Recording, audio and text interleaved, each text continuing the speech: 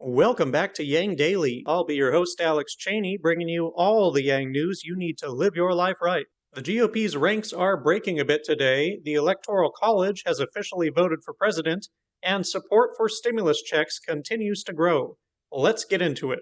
Shout out to our Tier 3 patrons, Peter Park and Shay Meehan, as well as all our other patrons. I appreciate each and every one of you.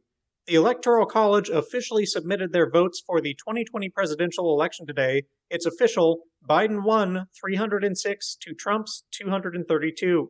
The expected protests from Trump supporters thankfully fizzled. In Michigan, a group pretending to be GOP electors tried to gain access to the Senate chamber, but were turned away by security. Arizona's electors met in secret, and some electors were escorted by security for fear of harassment. A sad state of affairs in America, but that was about the worst of it. In general, it was largely uneventful. Despite Trump and the GOP's best efforts, there were no faithless electors. The next important date will be January 6th, when Congress formally accepts the Electoral College results. Nonetheless, today is a day for celebration.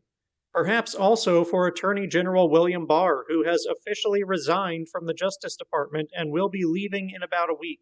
The leave comes after tensions between Trump and Barr over Barr's reluctance to pursue Trump's use of the DOJ for prosecuting personal agendas against Biden's family and his conspiracy theories of voter fraud, culminated in Barr's statement that the DOJ found no evidence of widespread voter fraud.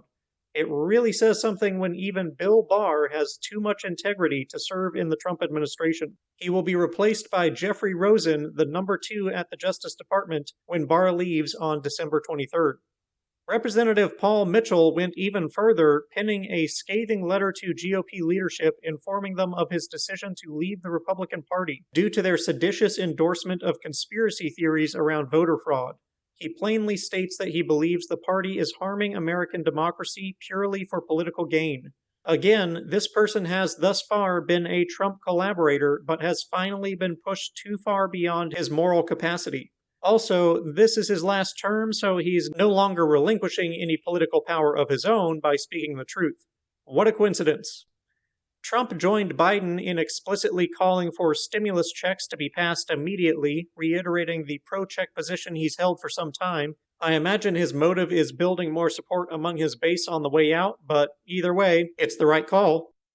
A new poll from Yahoo Finance and Harris, with a sample size of 2,000, found that stimulus checks were the most important provision of a stimulus bill, with 70% support in a follow-up 1,000-person poll. It also found that the GOP's legal immunity for businesses has only 23% support, and funding for local governments only slightly higher at 30%.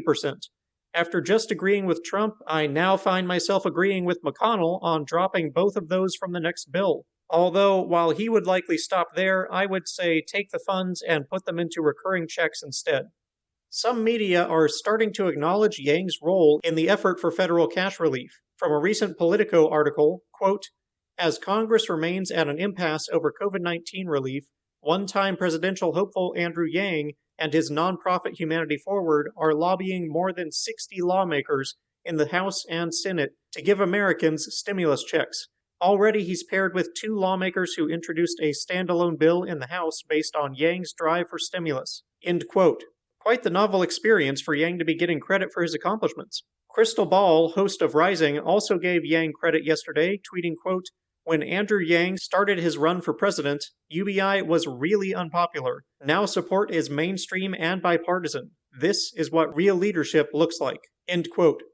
Swinging up to the north, Canada's federal government introduced their new climate change plan, led by a substantial increase of the carbon tax to 170 Canadian dollars per ton of CO2 by 2030. At present, it's only $30 per ton and was scheduled to peak at $50 a ton in 2023. As we're pushing for here, the plan returns the collected carbon tax to citizens via an evenly distributed rebate, leaving those with a low carbon footprint net positive. This is the best way to operate a carbon tax, as it incentivizes green solutions through the free market, and people are rewarded for green consumption.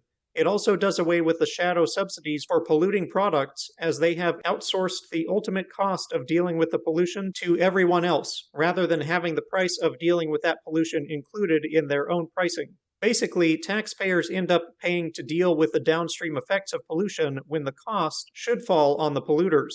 The carbon tax fixes that. And finally, early in-person voting in Georgia has begun. If you live there and have not voted by mail, get in ahead of the crowd. If you have already voted, consider helping get others to the polls. And if you don't live there, help over the phone or with letters to encourage those who can to exercise their vote. And that'll do it for today's Yang Daily. Celebrate Trump's electoral defeat, bookmark and share Barr's resignation, Mitchell's defection letter from the GOP, Trump's call for checks, the stimulus poll, and the Canadian carbon dividend. Get those early votes in. Don't forget to put in your half hour a day of phone banking or text banking to support the efforts in Georgia.